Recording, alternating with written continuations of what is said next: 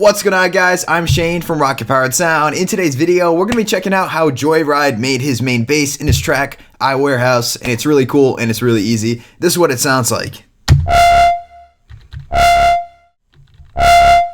No, yeah, that's it. That's literally the exact same bass in the drop.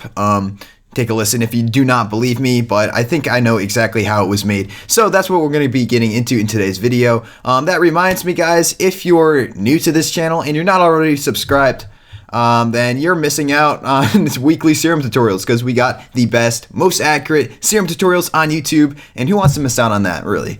Alright, so let's go ahead and jump into the sound.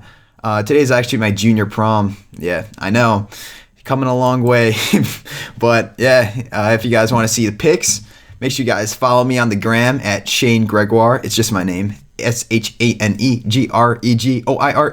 If you're not already following me, then why not, right? So anyways, let's check out how this sound is made, because it's made pretty easily. First things first, we're going to be running frequency modulation between a triangle waveform and a square waveform. So we're going to start off with our basic shapes here, and we're just going to move to our triangle waveform. Let's take a listen to what that sounds like.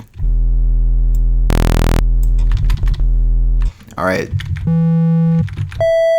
Sounds like a cross between almost like a square waveform and a sine waveform. So it's really soft, obviously. What we're going to be doing here is we're really going to make the sound harder by using A, distortion, and B, FM. So we're going to start off with the FM, and we're going to turn our warp into the frequency modulation from oscillator B, and let's begin to turn that up. Already we are receiving the output from oscillator B, so we're just going to turn that output down.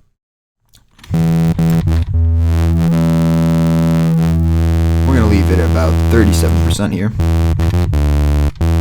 and we're just going to turn this as well to the basic shapes. Right now we're just going to move it to our square waveform. As you can hear, the sound sounds a little bit harsher, but we're still sounding pretty smooth here. Now what we're going to do is we're just simply going to modulate the level. If we take a listen to the original sound, it's obvious that there is amplitude modulation here. So we're just going to try and emulate what Joyryde did in his original patch, which should look something similar to this. I'm going to put that on trigger, and we're going to put this rate to 1/2. Alright, so not sounding too good at all. Very simple sound here. We're going to move into the effects section now and turn up the distortion. We're going to leave tube distortion on, and just by distorting the frequencies, you guys can start to hear where the sound is going. Now, you're probably wondering, okay, that's a cool bass for the sound, not really sounding anything like the original sound though. So one thing that you might notice about the original bass is it sounds almost like it has the resonant effect of like the Zomboid nuclear lead, for an example, that has that really harmonic tone to it. And I actually knew right away that we're going to be using our low pass filter. We can just leave it on the low 12. The resonance we're going to be using to kind of create that effect. So, and give me a minute here. We're just going to turn up the cutoff. I'll explain what I mean, because this is kind of like a taboo technique here. So just by turning up the resonance, as you can hear, we are introducing these really screechy tones into the sound. The only problem is when we press a different note, say for example we start off with E, and then we do F, it doesn't, the screechy tone doesn't change. Only the note behind it. So we kind of want to make that so that the screechiness is going with every single note, and we're just going to simply do that by turning on keyboard tracking. And the only thing we have to do now is just tune it to get the correct tone.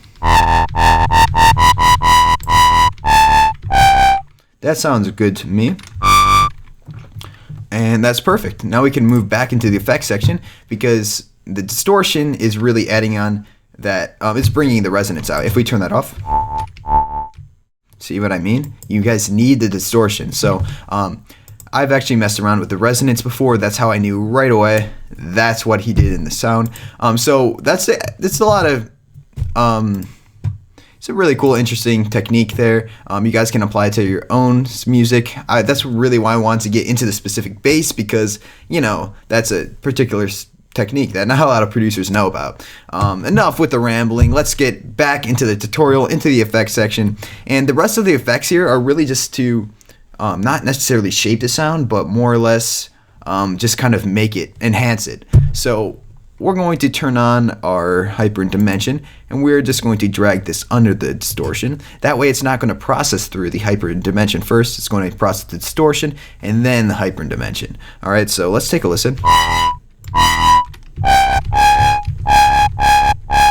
We want this turned down quite a bit. About 9% should work. Dimension. We're going to want the size at about 2% and the mix to about 68.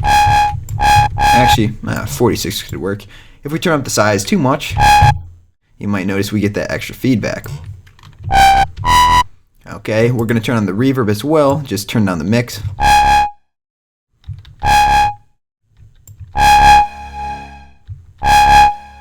And that's all it really takes to make this bass.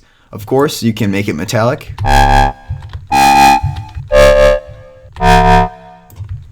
Maybe mess around with the sync. You can even mess around with different shapes. So, I hope that you guys found this tutorial helpful.